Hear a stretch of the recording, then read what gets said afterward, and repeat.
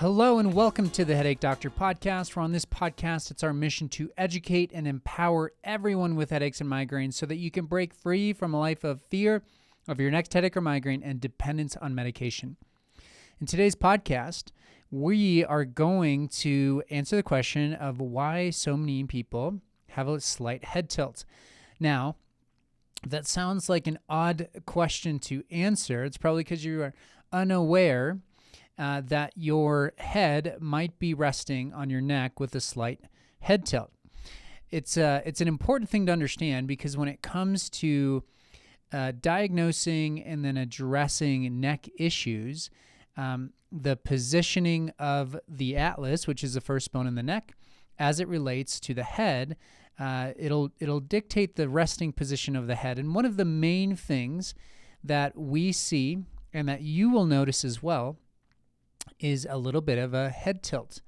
Now, we've talked about this before on the podcast, but I want to start with that question because it will allow us to branch into other avenues and other areas of your day-to-day life that may be sort of overlooked.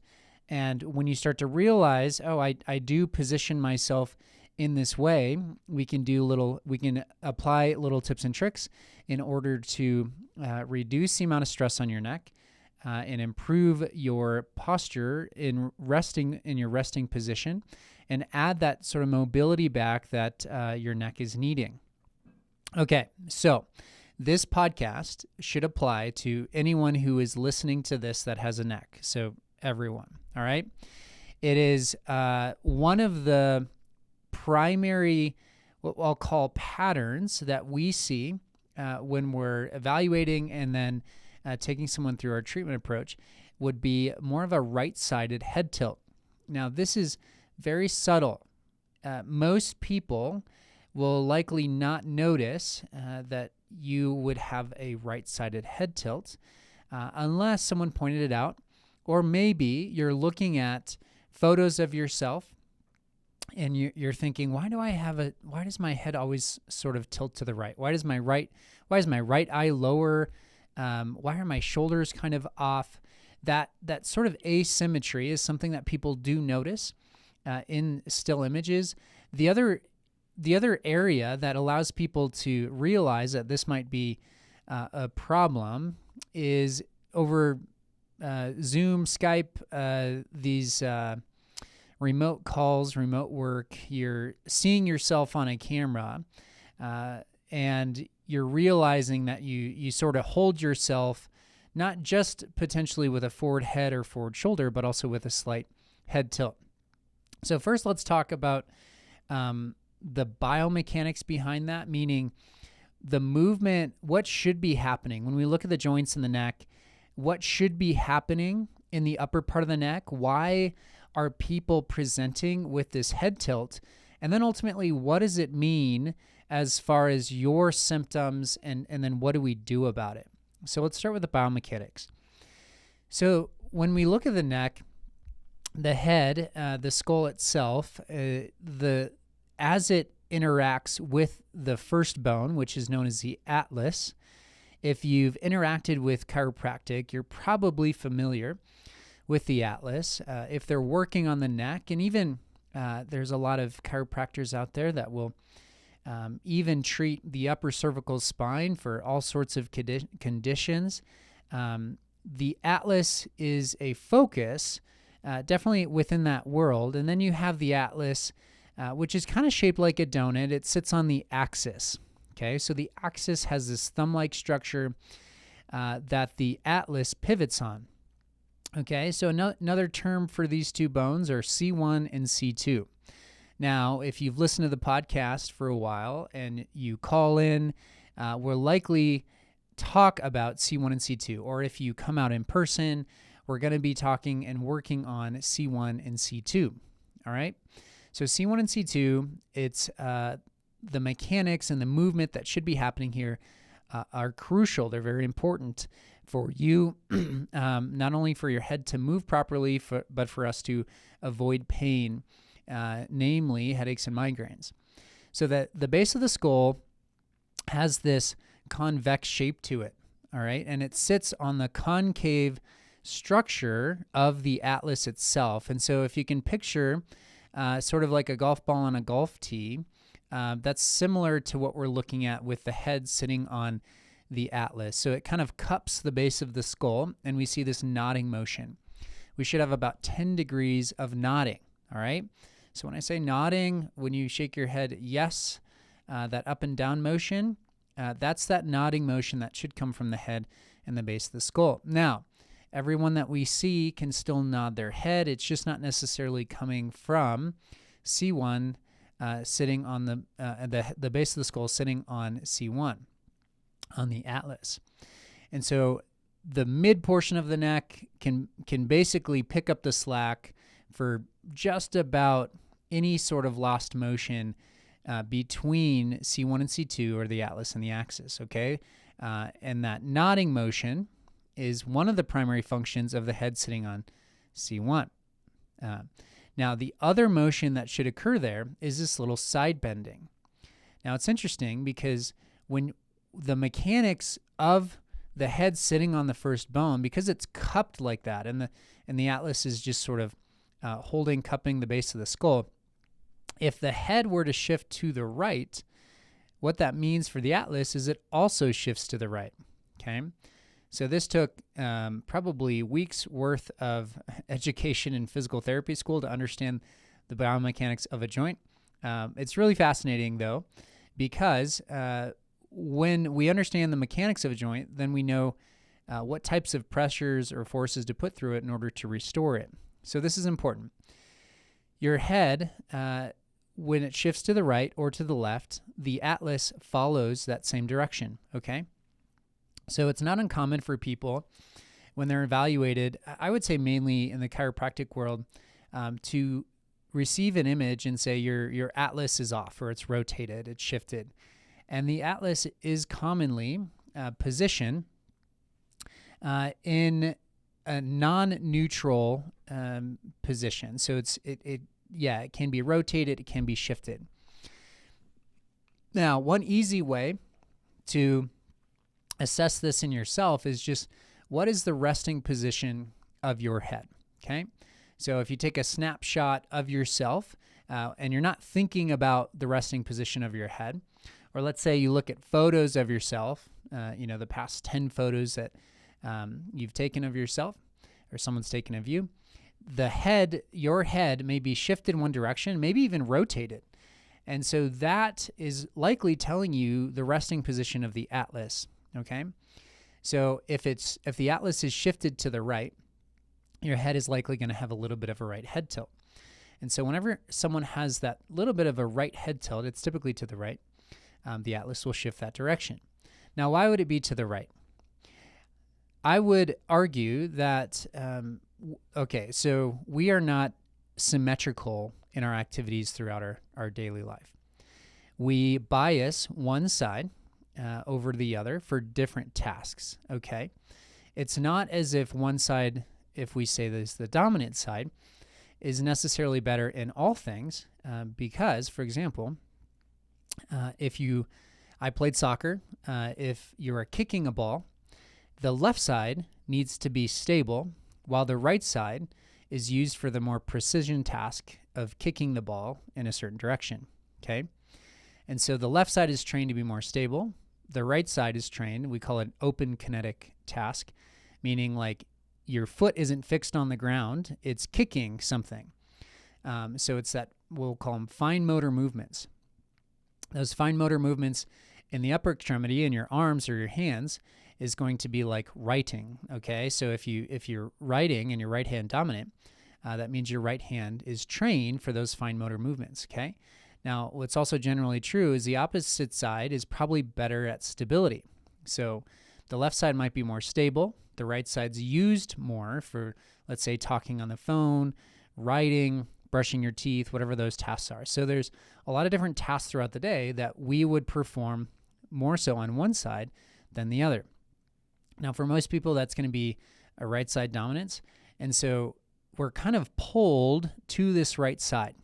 There's a whole area within physical therapy, a whole sort of brand of continuing education that it's called Postural Restoration Institute, and they talk about these asymmetries. But the right-sided dominance sort of causes us to see these changes that sort of pull us to the right, and the shoulder and the head would be included in that. So it's sort of a response to us telling our body to move to the right over and over again every day for most of our life, if not all of our life.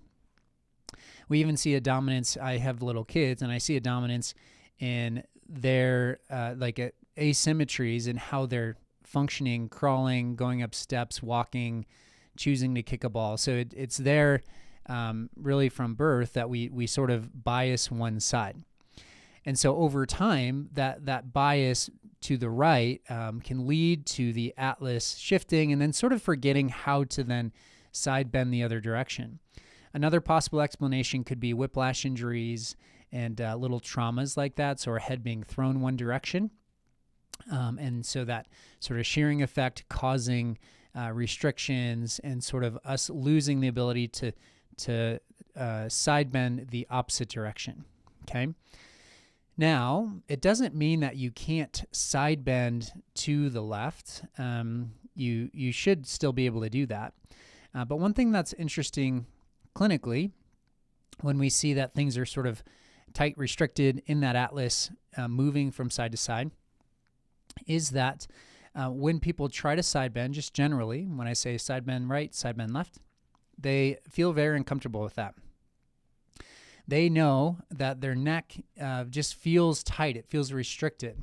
Okay, so you can try this just listening to this podcast, whether you're driving the car, wherever you're at, you can just kind of side bend left, side bend right. And my assumption would be that would feel a little bit tight, just not comfortable, right? So you kind of hit the end range of that motion and you're like, it just doesn't feel like I want to hang out there for too long. That's what I'm talking about. That's the atlas not wanting to move well. And so the rest of your neck kind of has to do more work in order to get you there. And then you ultimately have this feeling of like, that doesn't feel great. And if you're in tune to it, it may feel a little bit tighter to the left than to the right. If that doesn't describe you, it's fine. It's just, that's the pattern we see most commonly, but not everyone fits that. Now, some things that are sort of downstream from that, okay? So we bias the right side, the atlas kind of shifts to the right.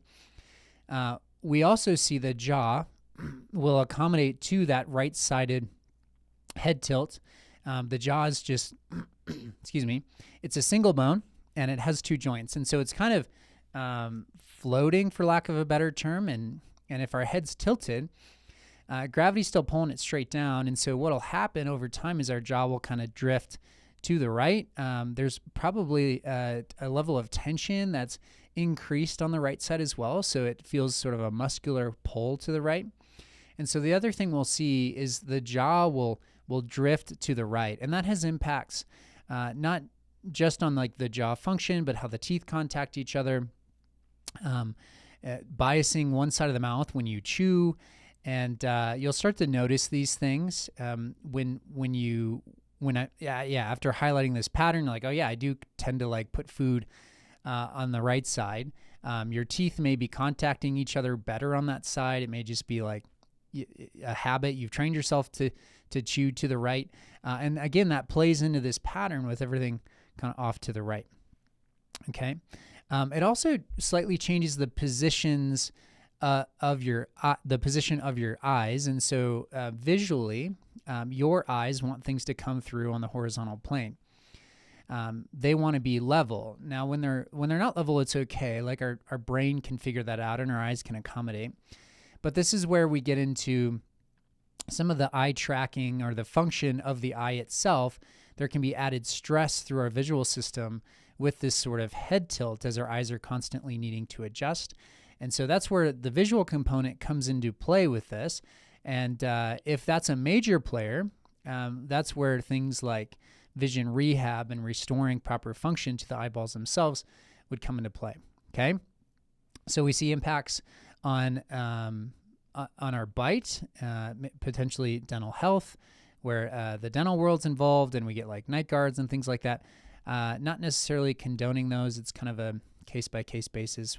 Ultimately, we want to fix the underlying problem. And then visually as well, it adds stress to that system. The other things that we see, and these things would, again, pertain more closely to your symptoms, is the upper part of the neck, and in particular, like right behind your jaw, right below your ear, okay? Let's say on the right side, maybe more sensitive. That area, that kind of fleshy part right below your ear, right behind your jawbone, that can be a really sensitive area for a lot of people. Now, that's where the side of the atlas, it's called the transverse process, but the right side of the atlas is has these muscles that attach to it, and all those muscles are essentially, they haven't been able to contract and relax and move. The joint hasn't been as mobile as it wants to, and so there's a lot of, let's say, tension that's built up in that area, right behind the jaw, right below the ear. And so this area is a high real estate area, meaning there's kind of a lot of things that want to be moving and that can be impacted if there's not movement. And so the jaw being one of them. So when you open and close your jaw, if there's tension right back in that area, and it's keeping the jaw from opening as smoothly and efficiently as it should, there can be sort of a discrepancy, right, compared to left. And so that's where you get like the popping, clicking, the pain on one side. And the left side actually might have tension because it has to do more work to kind of recalibrate and compensate for the right side. We also see impact on potentially the inner ear or the eustachian tubes. So they are intended to regulate pressure in our ear. And if the eustachian tubes are impacted by the surrounding tension, so tension meaning like there's tissue, like muscle tissue, that's occupying more space and everything's just sort of closed off in that area. And so if we have less space than we should, the eustachian tube may be unable to function like it wants to, and then you get pressure, fullness in your ear, and that's sort of will show up whether you're flying, changing altitude, going up to the mountains, or it could just be this annoying ringing in your ear that comes and goes. Okay. The other thing that we want to pay attention to is symptoms like dizziness. So what we'd call a cervicogenic dizziness means dizziness from the neck. And we find that is often true when this problem is there, when the atlas is kind of shifted to one side, it's really tight, and it doesn't really want to move. And so that triggers basically the brain to think that something's wrong. The head is not sitting on the neck properly. There's a lot of tension, especially to that one side. And so because the head is not in a neutral position, the brain's response is to think, okay, we're dizzy. All right, so dizziness from the neck. I was just talking to another provider last week, and essentially any dizziness that's not explained by the inner ear or vision, our healthcare system's pretty good at assessing the inner ear, okay at assessing visual issues. The neck is almost totally overlooked. And so if you have persistent dizziness, generally it's going to be diagnosed as vestibular migraine, because if you have this problem, you're probably also getting headaches or migraines. Along with dizziness, this tends to be an area that we want to focus on, or at least evaluate and likely need to address. Okay, so we've got impact on the jaw, we've got impact on our visual system, dizziness. It also can send a pretty substantial amount of pain to the head. Oftentimes it could be right-sided, it could be jaw pain, it could be temple pain. It refers to a couple different areas, but we just see that the sensitivity level for someone with this issue can be pretty high, and maybe even you just pressing through that area is like, oh yeah, that doesn't feel very good. Okay. All right. So that's the implication and how it relates to your symptoms. Let's talk about some little things you can do about it. Now, going back to a high level, if you just notice, my head is kind of tilted, and that's kind of as far as you get. Like, obviously, you're not going to understand or know personally how this is impacting your scenario. But let's just say your head does tilt, and you're like, and I also get headaches or migraines. What I want you to do is just think about being in a neutral position throughout the day. So symmetrical, your head in midline. The idea is to apply movement and mobility. All right. So I mentioned the chiropractic perspective before. Chiropractic perspective would be, we just need to get it in proper alignment, and then it'll, I apologize because I'm oversimplifying it. I'd need to interview a chiropractor to get the full perspective. So take this with a grain of salt. But basically, get it back into alignment, and that's the focus, and then everything should sort of line up. And that everything should line up portion is the part that I would say is probably true for some. Less other chiropractors say that maybe that's not a true statement. But the alignment is the focus, is the point. Whereas movement, in our perspective, is the focus. So we want the atlas to move. And so if it's sort of shifted to the right, and I'll use the term kind of stuck in a sense, then we need to teach it how to then slide to the left. Okay. The Electric Slide song just popped into my head. So we'll move on from that. But if the atlas learns how to slide to the left, that's where it frees up a lot of that tension that was built up on the right side. And then we see a lot of these problems start to reverse. Okay. So in the clinic, hands-on techniques we use to help apply that force to reteach the atlas how to move. What you can do at home is think about symmetry in how you sit and how you stand. So weight through both hips, weight through both feet if you're standing. Don't lean to one side. So when you're sitting, don't lean on the armrest. If you're watching your show, reading a book, you'll probably see that you have a habit of leaning to one side. Okay. So have both feet on the floor, weight through both hips, face whatever you're looking at, whether it's a screen or someone you're talking to, just square up to them. That's one of the basic things you can do. Another thing is when you're standing, have your weight evenly distributed through both feet. Unlock your knees a little bit so that you're not shifting onto one hip or the other. And that will kind of line everything up from the hips up as it relates to your spine, because even those little shifts will bias this slight head tilt that we're seeing. The other thing you can do is every now and then just sort of glide your chin back and do a little tuck the opposite direction. So if you're watching on YouTube, I'm kind of sliding back, tipping my head to the left. And that slight head tilt can remind the atlas we can move to the left. And that can be something you just kind of fit in throughout the day. So those little tips and tricks can be super helpful. I tell people all the time, it's like diet change and weight loss. We can start eating salads, but if you do it for one day, nothing really is going to look different or feel different. If you do it for a week, you'll probably start to notice some little change. And then if you do it for months, you'll be like, I do really think this is helping. So there's a lot of things that impact someone's neck throughout the day, and this is just one component of it. But implementing these healthy practices can go a long ways. Now, if you are someone that you're hey, this was helpful and I want more of this, reach out to us and we can go through our coaching. And that's really, no matter where you are, we can help anyone with a neck just kind of coach you through what it looks like to manage your neck, your shoulders, keep them in good shape.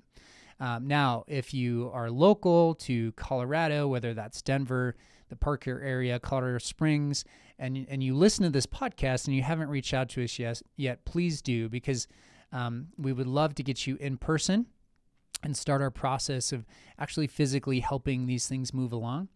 But if you are listening to this and you're likely, maybe potentially more likely to be out of state, we have a very a good virtual coaching program where we can provide other helpful tips and tricks just like this. Thank you all so much for listening to the Headache Doctor podcast. As always, it's our mission to educate and empower everyone with headaches and migraines so that you can break free from a life of fear of your next headache or migraine and dependence on medication. Thanks for listening. I'll see you next week.